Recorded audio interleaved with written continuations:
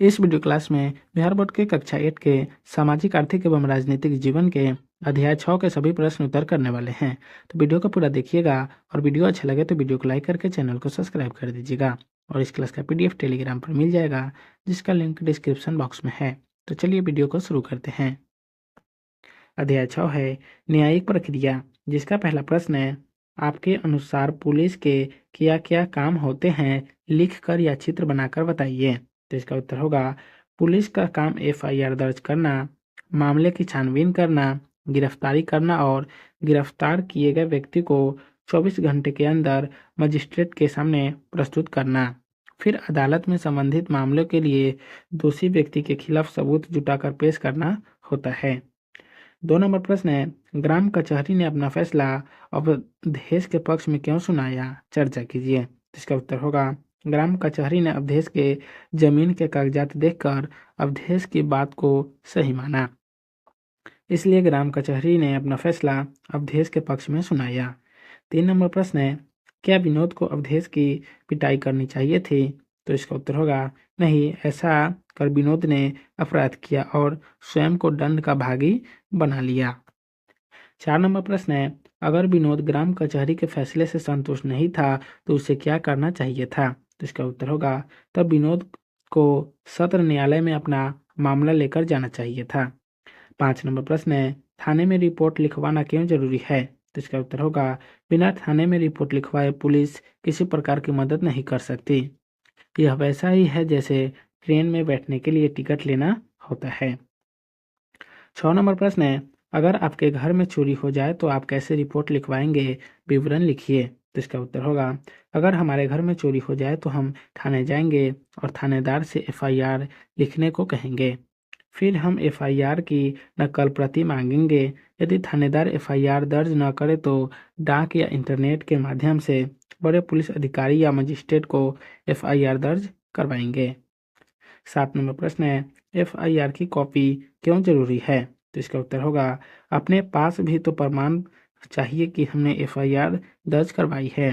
क्या भरोसा कॉपी नकल न लेने पर पुलिस FIR को फाड़ दे या किसी के दबाव में उसमें फेरबदल कर दे, इसलिए हमारे पास FIR का कॉपी नकल होना जरूरी है।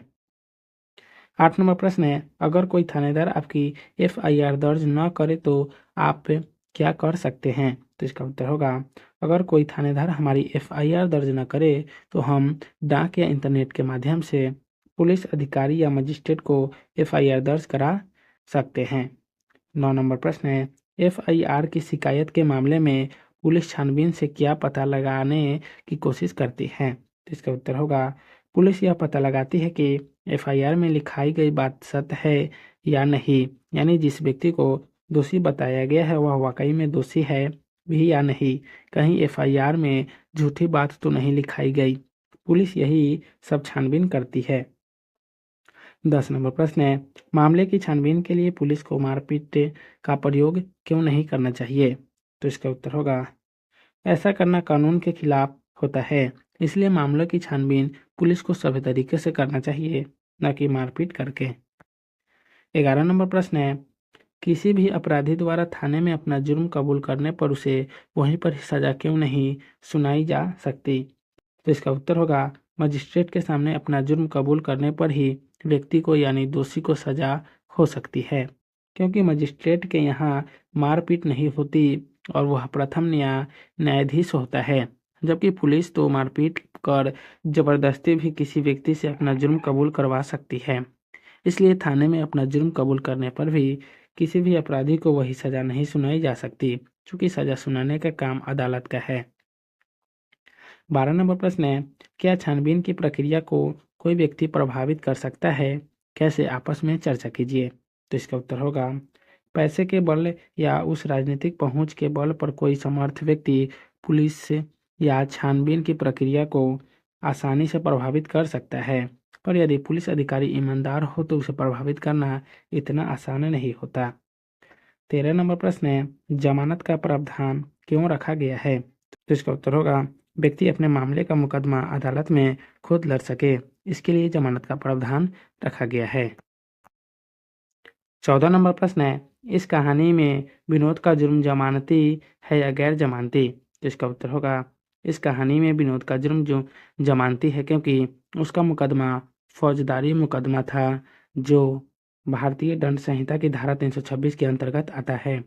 यह मजिस्ट्रेट के ऊपर निर्भर है कि वह जमानत मंजूर करे या इनकार कर दे। 15 नंबर प्रश्न है, चोरी, डकैती, कत्ल जैसे जुर्मों को गैर जमानती क्यों माना गया है? तो इसका उत्तर होगा, ऐसे जुर्मों से समाज की शांति और व्यवस्था भंग होती है, इसलिए ऐसे जुर्मों को गैर जमानती माना गया है। 16 नंबर प्रश्न है, आरोपी को आरोप पत्र की कॉपी मिलना क्यों जरूरी है? तो इसका उत्तर होगा, आरोपी के पास भी इस बात की जानकारी होनी जरूरी है कि उसके खिलाफ पुलिस ने क्या अभियोग या इल्जाम लगाया है, साथ ही यह कि उसके विरुद्ध क्या जानकारी इकट्ठी की गई है, जिससे कि वह अदालत में अपने पक्ष में बचाव कर सके। आरोपी को भी न्यायालय में अपना बचाव करने का कानूनी अधिकार है। 17 नंबर प्रश्न है, किसी भी मामले में दोनों पक्षों के वकील का होना क्यों आवश्यक है? तो इसका उत्तर होगा, ताकि दोनों पक्षों के दलील न्यायाधीश के सामने पेश हो पाए और उन्हें सुनकर न्यायाधीश को पूरा मामले की जानकारी हो पाए।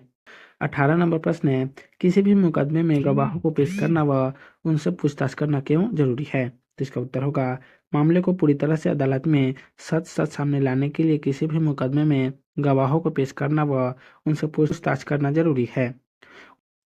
19 नंबर प्रश्न है, पुलिस और मजिस्ट्रेट के काम में क्या अंतर है? तो इसका उत्तर होगा, पुलिस का काम मामलों की छानबीन करना और गिरफ्तारी करना है, जबकि मजिस्ट्रेट का काम फैसला सुनाना है।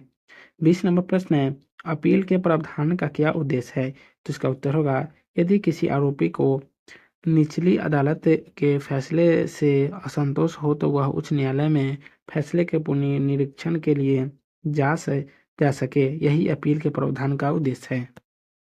21 नंबर प्रश्न है, ऊपर की अदालतों द्वारा अपील के मामले में दिए गए फैसले नीचे की अदालत को क्यों मानने पड़ते हैं? तो इसका उत्तर होगा, यह संविधान का नियम है कि ऊपर की अदालतों द्वारा अपील के मामले में दिए गए फैसले नीचे की अदालत को मानने पड़ते हैं। 22 नंबर प्रश्न है, कई मुकदमे कई साल तक चलते हैं, ऐसा क्यों होता है? तो इसका उत्तर होगा, अदालतों में न्यायाधीश की कमी का होना और वकीलों द्वारा अपनी कमाई बढ़ाने के उद्देश्य से जानबूझकर कागजी प्रक्रिया को लंबित किए रहना कुछ कारण है जिससे कई मुकदमे कई साल तक चलते हैं। अभ्यास का पहला प्रश्न है, इस पाठ को पढ़ने के बाद क्या आपको न्यायाधीश प्रक्रिया निष्पक्ष लगी?